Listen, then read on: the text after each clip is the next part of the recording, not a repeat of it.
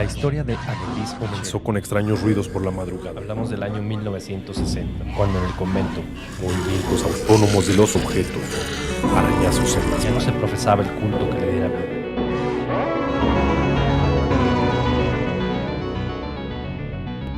Hablemos de terror.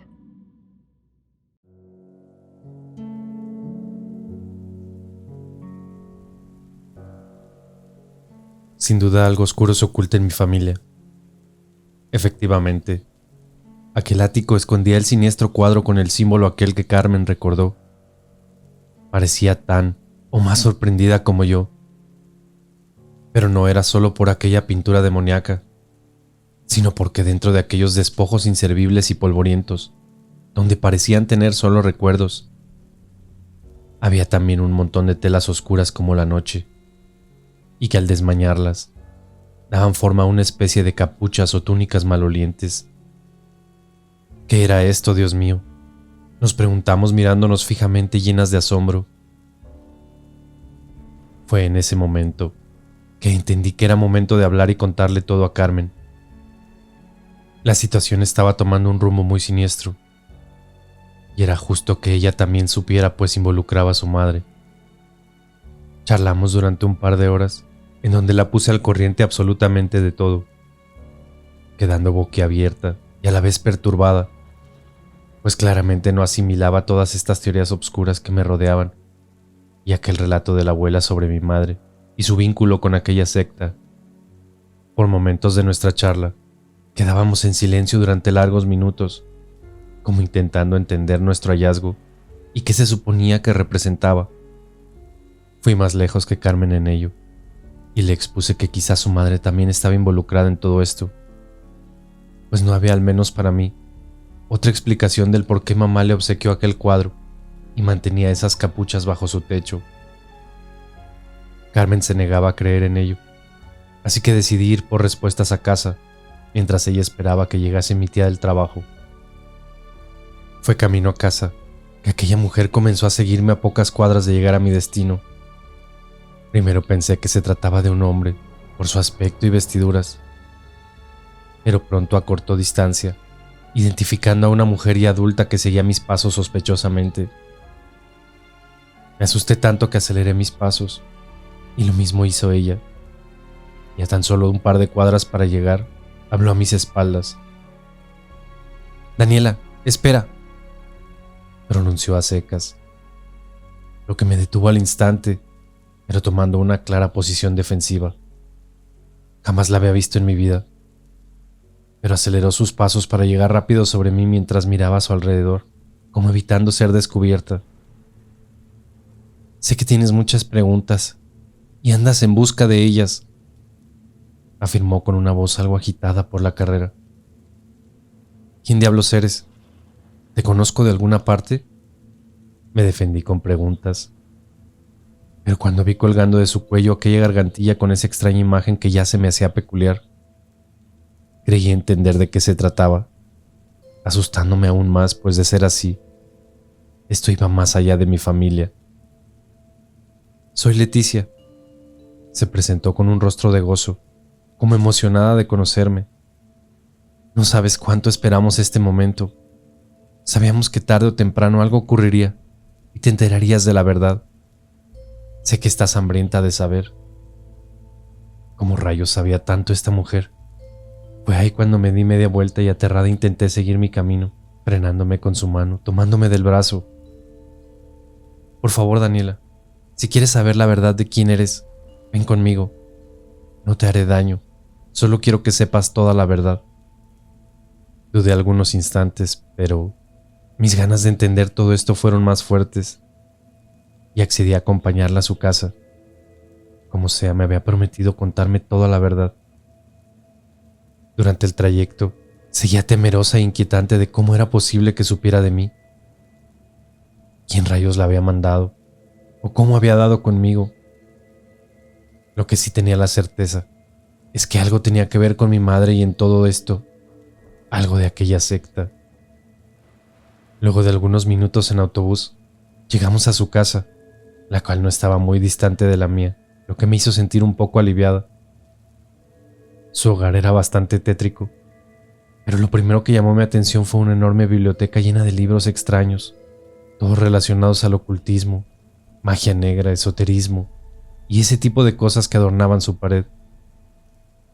Sus muebles todos rústicos, y en ellos un sinfín de adornos del tipo amuleto y objetos que nunca había visto en mi vida. Era una casa oscura y mística, donde a esas horas solo veladoras daban luminiscencia. Toma asiento, Daniela. ¿Te sirvo una taza de café? No, gracias.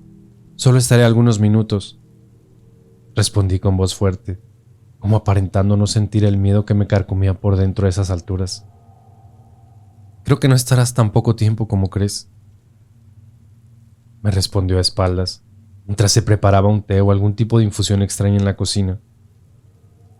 Sabía perfectamente quién era y por qué estaba aquí. Una mismísima bruja que ha estado todo el tiempo por delante de mí y de mis actos, como presagiando este momento, lo que aterró aún más, pero cuando me preguntó sin vacilación alguna si quería saber quién era realmente mi padre, el corazón casi se me sale por la boca. Temblé de pavor y mi primer pensamiento fue largarme de inmediato, pero nuevamente, como adivinando incluso mis pensamientos, me dijo: si sales por esa puerta, no sabrás la verdad que andas buscando. Me quedé aterrada y paralizada en aquel sillón, casi sintiendo que esta mujer mantenía alguna especie de hechizo sobre mí y que comenzaba a manipular mis acciones. Respondí tartamudeando que sí, que quería saber la verdad sobre mi padre y también sobre mi madre. Luego bajó a una especie de sótano y salió a los minutos con un extraño bolso en sus manos. Tomó las llaves y me invitó a seguirla, que tendría que confiar en ella para saber la verdad. A esas alturas no tenía poder de reacción. Tenía tanto miedo, pero a la vez era mi intriga por todo esto, que la seguí voluntariamente sin cuestionarme absolutamente nada.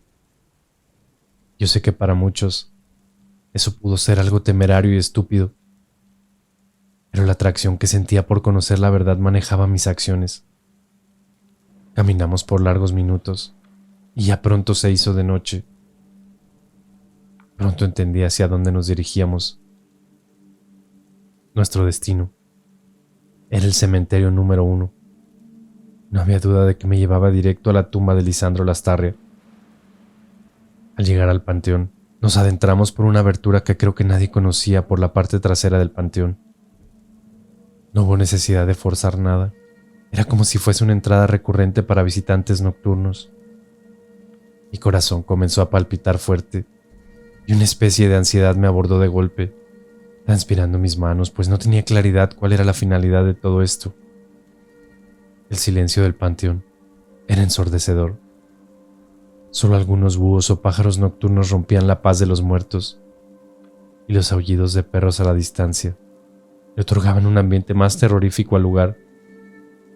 Cuando llegamos al mausoleo, abrió aquel bolso extrayendo una llave con la cual abrió la imponente reja como si nada, como si fuese parte de la familia del difunto. El interior no era tan amplio como lo parecía desde afuera, y estaba en un estado de deterioro horrible, tanto que le daba un aspecto todavía más terrorífico. Al centro, una caja o especie de tumba yacía completamente sellada, pero a su derecha se dejaban ver 3 horrendos féretros, mal posicionados, o tal vez removidos por los terremotos, en donde sus tapas parecieron correrse espeluznantemente. Me quedé detenida leyendo, alumbrando solamente con las veladoras que esta mujer encendió los nombres tallados al costado de los ataúdes.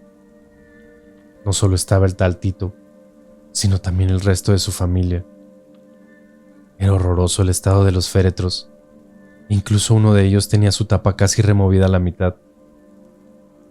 Justamente era la de Tito, y tragué saliva ante la posibilidad de que fuese un vampiro realmente y saliera de la tumba por las noches. La mujer pareció nuevamente leer mi mente.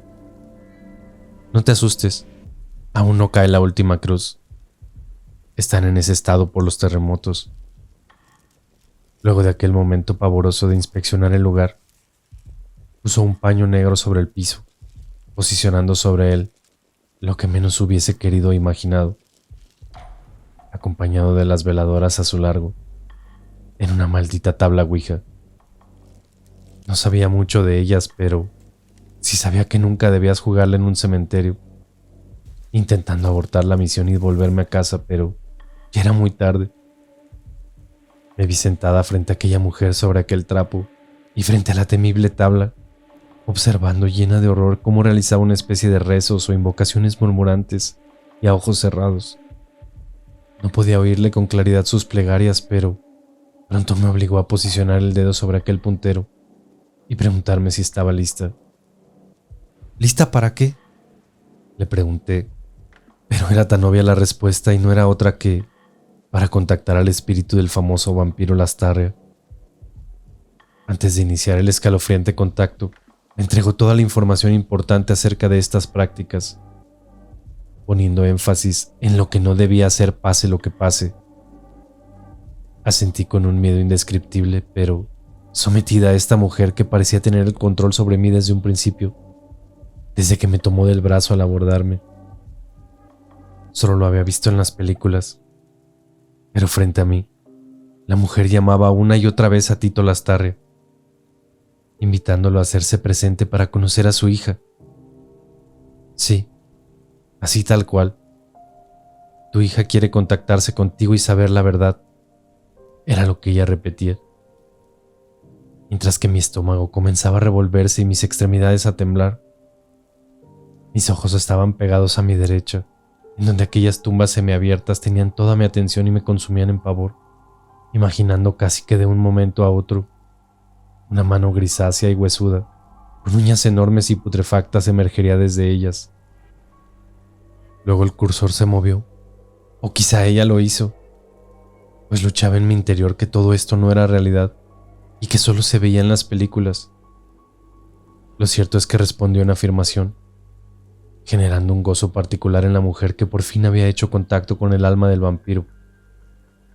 ¿Es Daniela tu legítima hija?, fue la siguiente pregunta. El puntero nuevamente afirmó, pero luego escalofriantemente comenzó a deletrear una oración que cuando concluyó, heló por completo mi sangre. Eres sangre de mi sangre, Daniela. Fue aquella frase que repitió la mujer, pese a no tener certeza del todo si era lo que había expresado en la tabla. Las velas comenzaron a flamear extrañamente, y unas pequeñas piedras o restos del sepulcro en ruinas rodaron hasta el suelo, lo que me exaltó y estuvo a punto de hacerme huir despavorida. Pronto una ventisca cálida y con hedor a muerte apagó los fulgores, quedando completamente a oscuras. Fue ahí cuando sentí su mano sobre mi hombro, pero no era una mano gélida, sino más bien cálida, como aquel aliento que luego sentí en mi nuca, erizándome por completo. Hija. Fue el largo y horroroso susurro en mis oídos, proveniente justo desde mi espalda, lo que terminó por trastornarme, huyendo de inmediato de aquel lugar. Corrí entre las tumbas por largo tiempo sin encontrar aquella maldita salida. No la recordaba con exactitud. Por ello deambulé trastabilando por largo tiempo, intentando comprender sobre el origen de aquella voz y qué diablos había ocurrido ahí adentro, hasta que me encontró nuevamente aquella mujer. Estaba como en un trance, totalmente desorientada, y mi cabeza daba vueltas a tal que tuve que salir asistida en mi andar del panteón. No recuerdo las calles ni cómo llegué a casa. Solo recuerdo que de un momento a otro me sentí fatigada, hambrienta, y el frío clavaba como agujas en mi cuerpo. Tu familia es parte de esto. Ella también es parte de esto. Recuerdo que durante todo el camino, eso era lo que me repetía la mujer, no sabiendo a quién se refería con exactitud hasta ese momento. Mi cuerpo no respondía bien, pero mis sentidos estaban tan agudizados que me parecía escuchar incluso las voces que emergían desde las casas, como también una mezcla de aromas que confundían mi nariz. La mujer solo me acercó a cuadras de la casa, Temía ser descubierta, por lo que el resto lo caminé como pude. Aquí es cuando pierdo instantes de mi vida. Y al parecer deambulé por las calles más tiempo y sin claridad de aquello ni menos de lo que hice. Pues cuando me encontró Carmen, tocando la reja, estaba con mi boca y manos totalmente ensangrentadas. Pero no emanaba sangre alguna de mi cuerpo. Luego de ser asistida por Carmen, me metió en una tina caliente en donde permanecí largas horas temblando e intentando darle racionalidad a todo esto. No logré tampoco dormir, y extrañamente no tenía sueño alguno, o quizá la horrenda experiencia que me dejó tan perpleja e incapaz de cerrar los ojos. Sin embargo, recordaba con toda conciencia las palabras de aquella mujer. Tu familia es parte de esto, ella también lo sabe. Así también, su invitación en caso de no creer todo esto, a que fuese por su casa el viernes por la noche, para verlo por mis propios ojos, pero solo el viernes, no antes ni después, y a la hora indicada. Por la mañana, Carmen me llevó algo de comer, pero permanecí todo aquel jueves encerrada en el cuarto. Ni siquiera con ella quería hablar, necesitaba estar sola, y la somnolencia me mantuvo durmiendo casi todo el día. Era horrible cómo me sentía con todo esto. Al día siguiente retomé en algo mis fuerzas y salí del cuarto al fin, comentándole ya con más calma aquel horrible episodio en el panteón. Pero no así, contarle qué diablos había hecho antes de que me encontrara ensangrentada. Era como si hubiese perdido un par de horas de mi vida, sin tener recuerdo alguno de lo que hice y de dónde provino aquella sangre en mi boca y manos. Pero algo bueno no era, y estoy casi segura de que pude hacerle daño a alguien. Al parecer, Carmen también tenía algo que contar, pues encaró a su madre sobre el origen de aquellas extrañas capuchas y sobre el significado de aquel cuadro, negándose rotundamente a hablar de aquello, tomando una actitud nerviosa y defensiva, no logrando sacarle nada al respecto claro. Claramente algo pasaba en la familia, y la respuesta estaría esta noche, pues no olvidé en ningún momento aquella invitación de la mujer, con la intención de descubrir con ojos propios lo que estaba ocurriendo. Así pues, llegada la noche del viernes, nos dispusimos a encontrar aquella verdad que hubiese preferido que quedara oculta, pues nada volvería a ser lo mismo.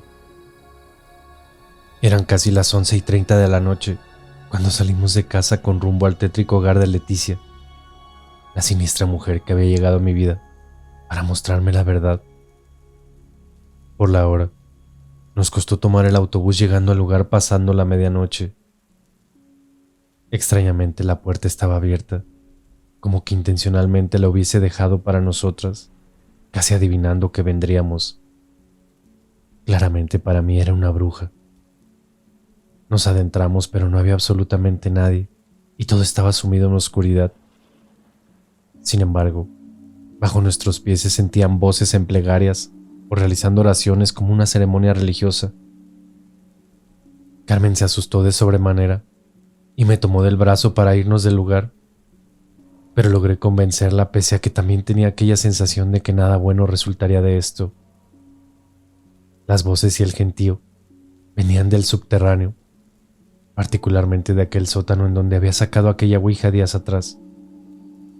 No había duda alguna. Un culto o secto estaba ahí abajo en plena ceremonia, y era lo que la mujer quería que descubriese. «No bajes, no bajes», me repetía asustada Carmen, pero estaba decidida desde el momento en que salí de casa. Abrí con cautela aquella puerta que nos llevaba al subsuelo y comencé el descenso entre maderos crujientes bajo mis pies, y con el corazón palpitando fuertemente ante la exaltación de lo que estaba por descubrir.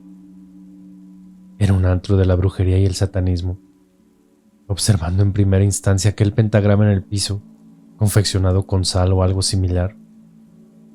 Había entre 8 y 10 personas, todas cubiertas por túnicas negras, cuyas figuras eran iluminadas únicamente por los fulgores de veladoras puestas en cada una de las puntas de aquella satánica figura en el piso. Formaban un círculo y, plenamente concentrados en lo suyo, tenían a un lado una gallina negra, al parecer para un sacrificio, pues también un enorme cuchillo abría sobre una mesa. Uno de los participantes notó mi presencia en las escaleras. Quitando su capucha, se dirigió a mí. Te estaba esperando, Daniela. Era Leticia. Y pronto todos giraron sobre mí, y no tuve más opción que terminar los escalones y plantarme frente a ellos. Hubo una especie de confusión entre ellos, lo que me indicó que tal vez era sorpresa mi presencia. Luego uno de los miembros se acercó rápidamente, quitando su capucha para mostrarme su identidad. ¿Mamá? Fue la sorpresa, dejándome perpleja y confundida. Era ella. Apreté mis ojos como no queriendo convencerme de aquello. Estaba totalmente perturbada y confundida, sin entender qué rayos era todo esto y por qué mi mamá estaba aquí. Luego más capuchas dejaron a la vista sorprendentes rostros. Entre ellos, mi tía, la madre de Carmen. Carmen, asustada, intentó bajar, pero le dije que no lo hiciera, que se quedara ahí arriba, aunque me fue imposible detenerla. Pronto estaba a mi lado, tan o más impactada que yo. Ambas eran parte de esta siniestra y asquerosa secta. Carmen echó en llanto desesperado, exigiendo explicaciones. El ritual había acabado estrepitosamente, y su madre intentó acercarse a ella para consolarla y explicarle lo inexplicable. Todo fue una locura de llanto y gritos. Carmen estaba desolada y consternada. Mamá quedó con su mirada fija en mí, sin decir palabra alguna. Ya no tenía cómo esconderse ni seguir ocultando toda su oscura vida. Siempre fue parte de esto desde el comienzo. Sin embargo, al ser descubierta, su cara se transformó a un extraño reflejo de pena y arrepentimiento, echándose pronto a llorar, tapando su rostro como avergonzada y dando media vuelta entre los participantes. Luego emergió ante mí nuevamente, mirándome fijamente, y de sus labios pude leer: perdóname, hija, siempre te voy a amar, eres lo más preciado para mí. Quise en ese instante olvidarlo todo y poder abrazarla, intentando darle una oportunidad para que explicara todo esto. Pero era tarde.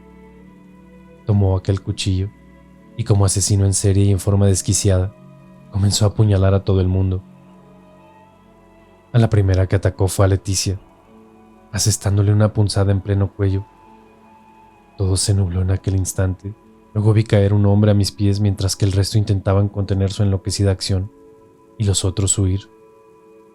La sangre brotaba por montones y podía olerla tan fresca y cálida que me sentí totalmente extasiada y con una avidez de ella tan enorme que no pude resistirme. Me abalancé como una bestia hambrienta sobre los cuerpos, arrancando carne y arterias por doquier, bebiendo el elixir de la eterna juventud, totalmente desquiciada pero extasiada. Carmen llamó a la policía, quienes se encontraron con un festín de cadáveres y sangre. Creo aún masticaba restos de carne cuando nos sacaron del lugar. La secta había sido desarticulada de la peor forma, de manos de uno de sus propios miembros, y de lo que ellos mismos habían creado 20 años atrás. Llevo 2 años internada en el Centro Clínico de Atención Psiquiátrica Integral de Rancagua. Creo que mi permanencia será por un largo tiempo, pues no tengo intenciones de salir. Tengo miedo de hacerlo y dañar a más personas. Por momentos, creo que he controlado la avidez de sangre. La luz natural ha comenzado a molestarme y he descubierto que me siento mejor en las tinieblas. Tampoco nadie me visita. Mi madre sigue en la cárcel por múltiple asesinato y homicidio frustrado contra su hermana. Carmen me odia por ello, y la familia se acabó para mí. La abuela falleció hace 2 meses, llevándose toda esta verdad a la tumba. Aquella numerosa familia, de la cual me sentí parte por muchos años, ya no me reconoce como tal. Solo lo tengo a él. Sí, a él, quien sigue visitándome por las noches tras la ventana. Puedo leerlo tras los cristales y los barrotes de mi cuarto cuando llega. Siento su sangre y ya no le temo. Pese a ello, Aún no me he decidido a invitarlo a pasar. Quizás aún me cuesta aceptar que es mi padre, o tal vez aceptar que yo soy un monstruo como él. Solamente espero que la última cruz caiga pronto.